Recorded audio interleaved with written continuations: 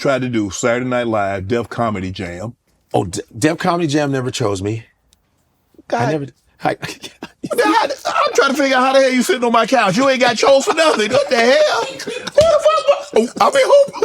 But this is about the most underrated comedian, isn't it? You didn't get chose for shit. I'm surprised I'm here. Like, this ain't even gonna show. Yo, Def Jam skipped me. I auditioned many times and did well. They never chose me for. Somebody told me, what's his name? Told me, should I bring out names? Go ahead, sure. Bob Sumner told me he was the guy that you got in. You got through him to get to Jeff. He said, yo, you're not ghetto enough. I go, I'm not from the ghetto, but I'm not from wealth either. Right. But I'm not from the ghetto. I'm a normal dude. Right. But I'm funny. You've sent me to every other room. There was a room called the Peppermint Lounge, which Bill Bellamy hosted. Mm-hmm. Bill Bellamy hosted that shit, and I did well in that bitch. I was doing all the rooms in Brooklyn, and they just never chose me. They chose everybody around me. They had Dion, Corey, everybody around me, but he never chose me. I don't know what the reason was. I was like, I guess, but this is the story of my life. They didn't choose me. SNL, the first time I auditioned, didn't get it. Then another time, didn't get it. And the third time, didn't get it.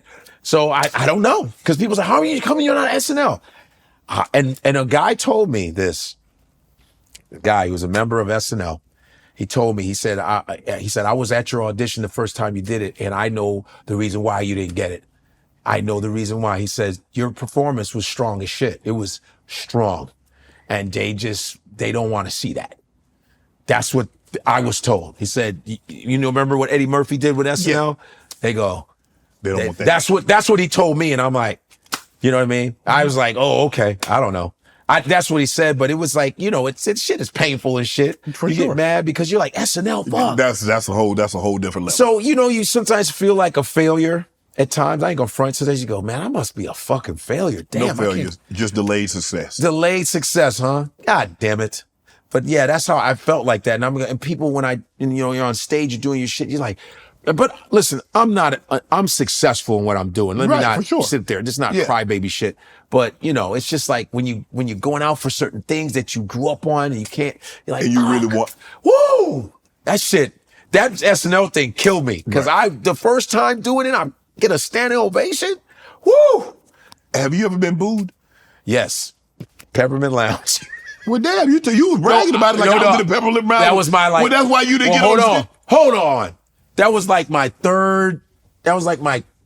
about my fifth or sixth time doing Peppermint Lounge. And I got booed because this dude was talking shit and I started getting on him and he was related to a lot of people and they started booing my ass. They was like, yo, that's my cousin, man. Get the fuck out of boo. So they started booing me. Oh, okay. Right? I was doing okay in the beginning because I was used to the place. Right. This is Newark, New Jersey. This is New Jersey, East Orange, New Jersey. Mm-hmm. Not Newark, East Orange, New Jersey. Okay, yeah. Get everybody, even Anthony Mason was in the audience. Anthony Mason, the Knicks, talking shit. You know, everybody was there. And so some dude was like, yeah, you corny as hell. I said, yo, shut. And cause I was comfortable. So I started talking shit. Then everybody started booing me. But this is what I did when they booed me. I did the end of Scarface. Mm-hmm. You know, when Scarface, I was like, oh, it's okay. And I was doing this, and they started laughing again. Right. But then they were like, no, nigga, boo. They rebooed me. They rebooted me. That was the only time I got we ain't laughing no more. And they're like, you almost got it, boy. But knock on wood, I've really never been booed before. Just on that time. I've never been booed. I've had sets that maybe aren't as good as some other, but I've been fortunate where, you know, I don't really get booed. What's your craziest story, stand-up story? Oh, yeah. I studied martial arts for 10 years. Mm-hmm. Hapkido, okay? Hapkido. Shout out to Master David Herbert, my pseudonym. I studied in New York 10 years, so I was really into martial arts. And I remember I was hosting at this club, Comedy Cellar. I was hosting, and this dude was talking shit, right? Was talking shit. And him and his girlfriend were both heckling me. And I was like, yo, y'all, be quiet, yo, chill out. I'm gonna get in your ass. Chill out. They go like, woo, woo. And then I went, laid into him. Bang, bang, bang, bang. Right? Place went crazy. And I said, y'all ready for more show? I bring up Louis C.K. Bam, Louis goes up. So I come outside because you can come, it's downstairs. So you come right outside. Right. I'm standing outside just chilling. And the dude that I just shit on comes outside. And he's like, yo, man, I didn't appreciate what you fucking said to my girlfriend. I said, but you was talking and I kept warning you, you know, it was fun. Oh, what the fuck, man? He goes, nah, you gotta apologize. I said, man, I ain't doing, fuck that. Oh, he wanted you to apologize to his girl. I was like, man, I ain't doing shit. He goes, well, you weren't that funny. I said, but you both are average looking anyway, and you lucky I didn't. That's what I said. Yeah. So he said, what? I said, you heard what the fuck I said? Now, I'm into martial arts, so I'm like, right? So, and I can't make this up. The day before that, we was working on attacks when people attack you in my dojo. When people tackle you and stuff. So we was practicing that shit like over and over. And my master's like, you never know how they can. I said, they really come at you like this? He goes, it can happen all ways. We're gonna come from the side. We're gonna do all kinds of shit. We're gonna do different defense mechanisms. And when I tell you this dude ran at me, he ran at me exactly the way we was practicing. His mother said, what? He was, I said, that's what we learned. You're like, thank you. And it was like slow motion. And that motherfucker came at me and I don't fight. I don't get into fights. Some people got a lot of fight. Did you fight a lot? No. I never fought a lot. And so this motherfucker attacked me, came and tried to tackle me in the street. But he grabbed me, and so I learned you can flip somebody on their back. Yeah. You use their momentum. Weight. So I used the momentum, and I flipped him on his back. Bang! Right in the middle of the street. And I'm like that, yo, that shit worked. So I'm on top of him like this, but I'm like, this is a white dude. Right. But if the police see me, they're gonna get me first. Mm-hmm. So I was like, yo, my man, yo, chill, man. I'm still working, man. Yo, leave me the fuck alone. And, I'm nervous. Right. So I'm like, damn. He goes, yo, get the fuck off me. I said, yo, leave me alone. So I get off him, right? Yeah. So this motherfucker rips my shirt. I'm hosting, rips my shirt. So my shirt is ripped. Okay. There's a t-shirt store right next to us, right? There's an Indian man in the window washing the shit, right? And so people get around, shit. So I square up with this motherfucker. This motherfucker's coming at me. So I was like, dude, his hands are down. So I could kick really fast. Right. So I was like, yo, I could kick him in the face. So they were like, get him, God. Bomb, caught him, knocked him out. Pow, caught him. It was a roundhouse kick. Yeah. Bomb, caught him on a lefty. Pop, caught him. He fell into the gate, bomb, and I ran to the t-shirt shop. Yeah. And the guy's like, motherfucker, you kicked that motherfucker so quickly. How do you do that? That was great. That was a great kick, man. What the fuck was that? And I bought a Bruce Lee shirt that had what on the back. Yeah. I can't make this up. So I go back. So I go downstairs. Louis C.K.'s getting off stage, and everyone goes, what happened to your shirt? Hey, don't even worry about it. Yeah. I love Bruce Lee. So and then when I came back up after the show was over, the police were there. Dude's face, he's holding his face like, he's right there. I go, yo, he attacked me first. And the police almost didn't believe me. I said, he attacked me first. And he goes, and the cops were like, I go, oh, I'm sorry. This is when racism kicks in, right?